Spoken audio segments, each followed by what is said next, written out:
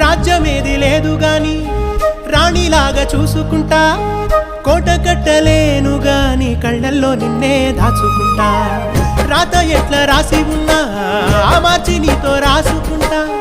స్వర్గమంటూ ఉన్నదంటే అది నీతోనే ప్రతిరోజు పంచుకుంటా. నిన్ను గన్నవి నాన్నకన్నా లారు ముద్దుగా సాదుకుంటా. నీకు కోపం వస్తే కొంత దూరం ఉంటా, నువ్వు గీత గీస్తే నేను దాటనంట. కంట నీరు కంటి రెప్ప దాటకుండా కాటుకై కావలుంటా.